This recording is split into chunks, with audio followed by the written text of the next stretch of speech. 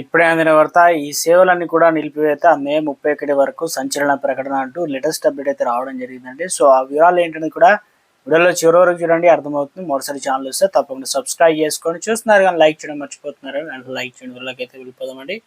ఇక పశ్చిమ ఆసియాలో కొనసాగుతున్న యుద్ధ ఉద్రిక్తుల నేపథ్యంలో ఎయిర్ ఇండియా ఇజ్రాయెల్కు వెళ్లే తన విమాన సర్వీసులన్నీ కూడా తాత్కాలికంగా నిలిపేసింది.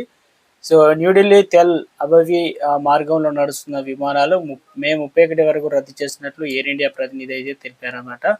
ఇక ప్రస్తుతం భద్రతా పరిస్థితులు ఉధృతంగా ఉండడంతో ప్రపంచంలోని ప్రముఖ ఎయిర్లైన్స్ చాలా వరకు తమ సర్వీస్ నిలిపివేశాయి. కేవలం ఇజ్రాయెల్కు చెందినటువంటి ఏదైతే ఉన్నాయో ఇజ్రా ఎయిర్ కావచ్చు, ఆర్కియా కావచ్చు, ఎయిర్ ఐఫా వంటి విమాన సంస్థలు మాత్రమే కఠిన పరిమితులతో సేవలు కొనసాగిస్తున్నాయి. ఈ నిర్ణయం ఇజ్రాయెల్లో నివసిస్తున్న దాదాపు 40,000కు పైగా భారతీయులకు ఇబ్బందులను కలిగిస్తుందన్నమాట.